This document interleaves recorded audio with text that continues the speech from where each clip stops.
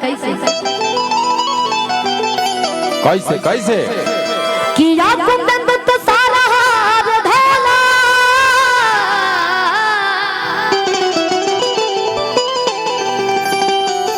या शुभ्र वस्त्र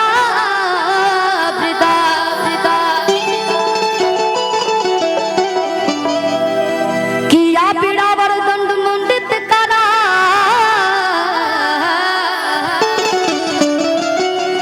या श्वेत पद्मासना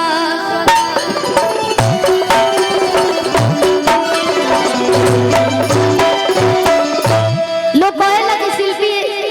हर मंच पे सोचत होई कहल तने की सुन ले कि शिल्पी एक ही मंत्र हर मंच पे बोले ले ई हम बड़ा मेहनत से सीख ले बानी। जब स्कूल में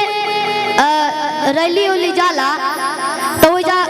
संगीत के मास्टर आयल रहनी एक बार तो पहली बार जब जब संस्कृत आ इंग्लिश का बोल जाला गणित पढ़ावल जात रहे तो हम अपना छत पे ऊपर भाग जाई गाना गावे खातिर। जब मास्टर जी पढ़ाई तो हम ध्यान न देनी पढ़ाई पर 4-5 से जब 4-5 में रहनी तबे से हम गाना गावल चालू कर देले बनी। तो वो लोग पढ़ाई लो हमरा समझ में ना आई। एगो और सखी रहली उनका नाम रहे बबली उ नाचे या हम गाई ऊपर चल जाए छत पे। तो जब संगीत मास्टर देहनी बोले के तो हम बड़ा 10 दिन ने हमें मंत्र के हम रटनी तब जाके आए। तब से हम बोले लगे नी हारमोनियम देखनी गोलू भैया तो हम दौड़ के रूम में चल गनी कि हम बजाए हारमोनियम पहले लगनी बजावे तो हम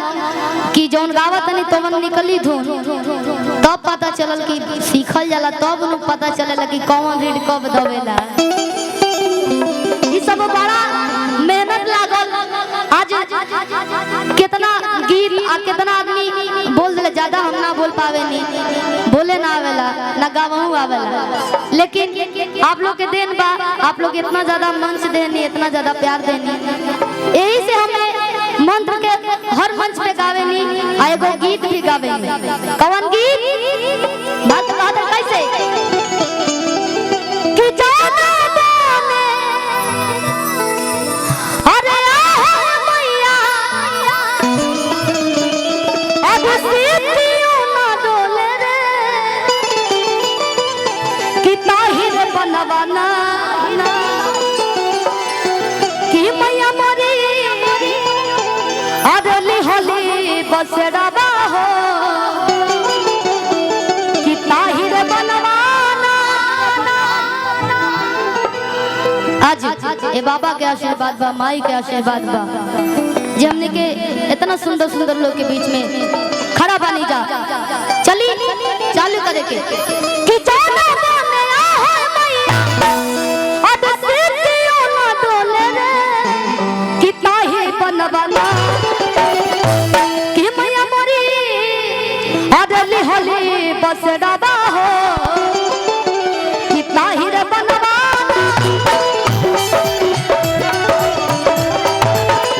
कि मैया मोरी होली बसड़ावा हो ताहिर बनवाना।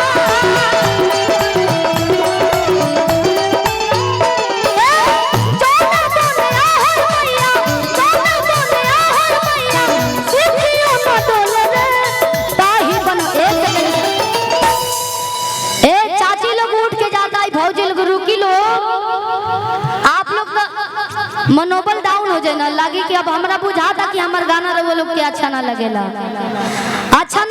यही से आप लोग उठ के जाता नहीं आप लोग बैठ जाइए बहुत अच्छा जा। अबे चंदन भैया बानी राहुल भैया बानी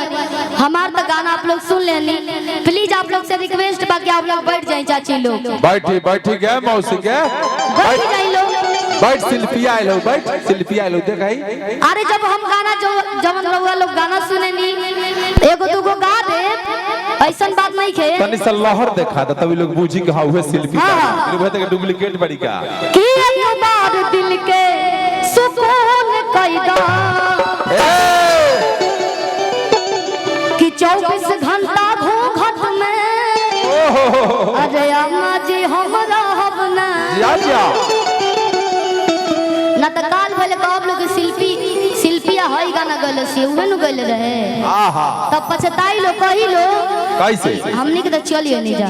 कि एक बार दिल के सुकून कैदा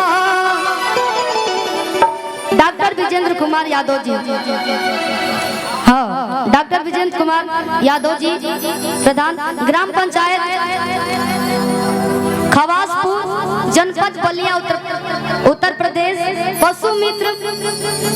आप लोग बढ़ जाइए पैरावे जिलाध्यक्ष निवास बाबू के डेरा पश्चिमी जयप्रकाश नगर आई बहुत बहुत धन्यवाद बहुत सारा प्यार अभी हमारा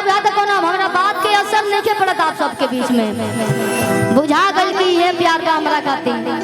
चली बहुत सारा आशीर्वाद बहुत सारा प्यार चली चले के बाद से हम हाँ एगो भजन गाए बाकी हम भक्त गल बड़े माई के दरबार में कहा था कैसे कि माथे पर मुकुटवा शोभे ओहो अरे काना कुंडलवा कि तीरिया धनुषिया माई के कि शोभे तालावरवा